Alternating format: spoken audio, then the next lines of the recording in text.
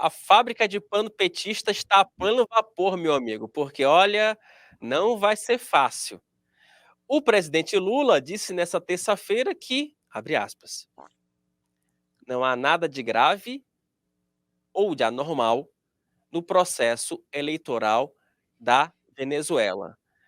Mateus, solta por gentileza a declaração do presidente Lula concedida ontem para uma afiliada da TV Globo. Uma briga, como é que vai resolver essa briga? Apresenta a ata. Se a ata tiver dúvida entre a oposição e a situação, a oposição entra com recurso, sabe? E vai esperar na justiça tomar o processo. E aí vai ter uma decisão que a gente tem que acatar. Eu estou convencido que é um processo normal, tranquilo, sabe? O que precisa é que as pessoas que não concordam têm o direito de se expressar, têm o direito de provar que não concorda, e o governo tem o direito de provar que está certo. Vamos lá, vamos com calma, porque tem mais. A questão é a seguinte, depois que o Lula deu essa declaração, obviamente que ela caiu muito quadrada. Ela não foi bem digerida, principalmente ali por interlocutores do próprio governo Lula e também por pessoas que estão acompanhando a crise na Venezuela de perto. Hoje pela manhã, o ministro de Relações Institucionais, o Alexandre Padilha, tentou explicar o inexplicável. Mateus, solta por gentileza o Alexandre Padilha. Quando o presidente Lula fez a expressão dele ontem, ele primeiro falou o seguinte, eu só vou me pronunciar sobre o resultado das eleições quando tiver ata. Né? Você tem uma ata, o Brasil tem tido essa postura desde o começo, não se precipitou em fazer qualquer manifestação de um lado ou de outro, pelo contrário, tem tido uma postura firme, inclusive junto com outros países, como o México, a Colômbia. O próprio diálogo com o presidente Biden ontem foi nesse sentido. Você precisa se pronunciar, você vai falar qual que é a avaliação que você tem sobre as eleições quando você tiver uma ata, quando você tiver ata, os resultados eleitorais, é assim.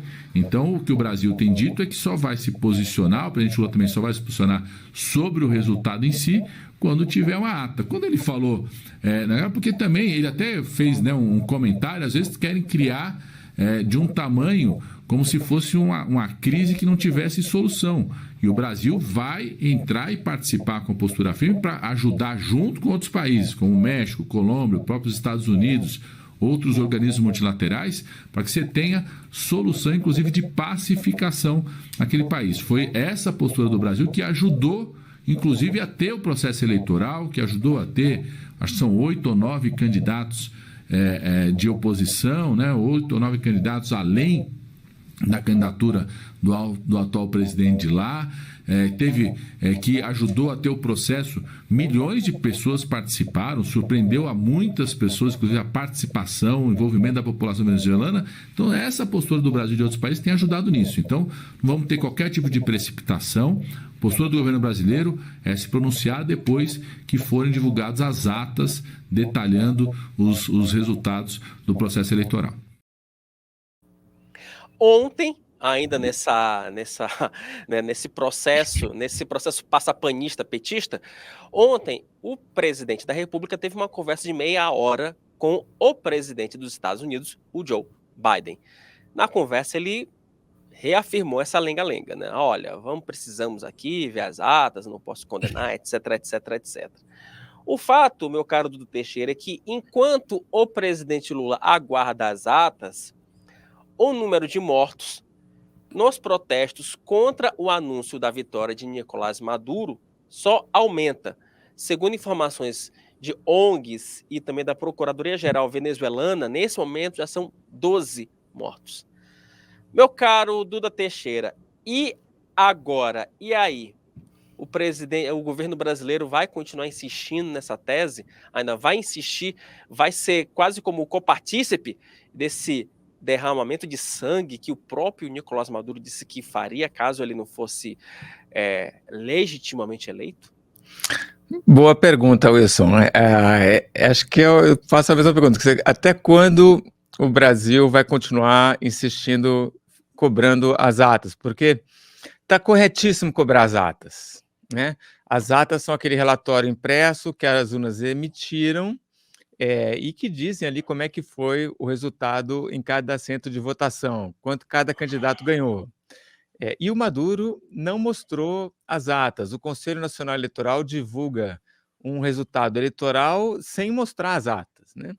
Mas nós temos acesso a 80% das atas graças à oposição. A oposição coletou esses papeizinhos todos, botou num sistema, isso está na internet, qualquer venezuelano vai lá, bota o número do RG deles e tem acesso às atas de todas, dessas 80% dessas atas. E o resultado é que o Edmundo González Urrutia teve o dobro de votos do Maduro. Ele teve lá 60 e tantos por cento e o Maduro teve 31%. O Edmundo González, da oposição, venceu em todos os estados, né? Então, até onde o Brasil vai insistir nessa história? Porque é o seguinte, o Maduro não vai mostrar as atas. Por quê? Se ele mostrar as atas, a gente vai ver o mesmo resultado desse sisteminha que a oposição fez, diz qual é, que é o Edmundo González com o dobro de votos dele. Então, se o Maduro mostra as atas, como o governo brasileiro está pedindo, não só o governo brasileiro, tá? É isso, é o Biden, é o Gabriel Boric no Chile, é a ONU, é a União Europeia, está todo mundo pedindo, Maduro, quero ver as atas. Só que o Maduro não vai mostrar as atas, porque se ele mostrar as atas, ele tem que sair do poder, abandonar o poder, né? É óbvio, né? E aí o Maduro, pressionado, acuado, o que ele está fazendo? Ele faz o que ele sempre fez, banho de sangue. Ele disse que ia fazer isso, né? Ele falou em guerra civil fratricida, não tem guerra civil na Venezuela. O que tem é um governo armado, com um sistema de inteligência muito sofisticado, que prende cidadãos só porque participaram de protestos, qualquer pessoa da oposição não tem direito nenhum, essas pessoas são presas, são torturadas, são mortas. Depois das manifestações, eles vão lá nas favelas que tem na Venezuela, pegam os jovenzinhos que participaram das manifestações, essas pessoas desaparecem, tem vários casos de desaparecimento forçado, tudo isso já foi documentado, é um modus operandi que o Maduro já tem há muito tempo, já é uma ditadura consolidada. Então, enfim, eu acho que a gente vê que o governo brasileiro está perdido nessa história, né? Então, ao mesmo tempo em que ele tem uma postura que é correta, que é Maduro entrega as atas, né? E aí o Padilha fala, não, o Lula não vai se posicionar enquanto isso não acontecer. Só que não, ele não controla a boca do Lula, o Lula é boquiroto e ele sai falando. E o Lula, quando sai falando, ele meio que desconsidera o que está acontecendo e traz todos os preconceitos, as ideologias que ele tem, e vai jogando isso, vai vomitando isso, né? E aí é um problema, porque o Lula tem dificuldade de aprender com a realidade, né, com o que está acontecendo. Aí o Lula fala, não, mas isso tem que ser decidido lá na Justiça, né?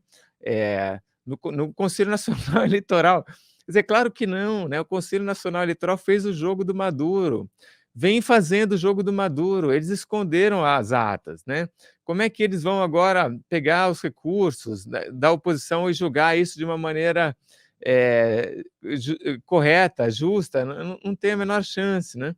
Mas eu acho que tudo que está acontecendo, assim, o Maduro está desprezando totalmente o que o Brasil e outros países dizem, né? Ele expulsou vários embaixadores de vários países que assinaram uma carta ali pedindo respeito à vontade popular. Respeito à vontade popular, leia-se, respeite as atas, né? Diga de fato quem venceu. Né? Quem venceu foi o Edmundo González Urrutia, todo mundo sabe disso. Né? Uhum. Mas o Maduro, ele fora que você ainda tá lendo. Sim. E fora que você ainda tá lendo, né, ô Duda? Nessa quarta-feira, o Maduro intensificou o envio de tropas para as ruas, né, da Venezuela, justamente para poder coibir os protestos, e também até pedido de prisão dos líderes da oposição, né? Quer dizer, ou seja, há uma repressão de fato intensa para as pessoas que desencadearam todo esse processo oposicionista na Venezuela, não é isso, Duda? E o Maduro meio que está escalando o jogo, né? Tá trucando de volta, tá pedindo 6, 9. Ele E aí a gente não sabe até onde isso vai dar, né? Porque, assim, de fato, Wilson, as pessoas, os países do lado de fora têm pouca capacidade agora de fazer alguma coisa, né? A esperança, muitas vezes, não existe oposição armada na Venezuela. O que se esperava era que, de repente, tivesse dentro dos militares ali algum grupo que fosse, né, mais sensato, ou que não fizesse o jogo do Maduro, e fosse, não, quer saber? Chega, vamos tirar aquele cara que está trazendo só problema. A gente tem aqui a maior reserva de petróleo do mundo no nosso subsolo, vamos prosperar em paz, né? Então a gente tira o Maduro e vamos resolver isso daqui e dar o poder para quem legitimamente cabe agora, que é o Edmundo Gonzalez, né? Só que isso não se viu, né? O Vladimir Padrino Lopes, que é o ministro da Defesa, tem dado declarações de apoio ao Maduro o tempo todo, né? Então, assim, parece uma situação que não tem nenhum indicativo de que possa melhorar, né? A gente não vê a capacidade de outros países de influenciarem no que está acontecendo. O Maduro está fazendo o que prometeu, banho de sangue, e não tem nenhum militar ali dentro pensando em tirar o Maduro, impedir que ele mate mais gente ainda.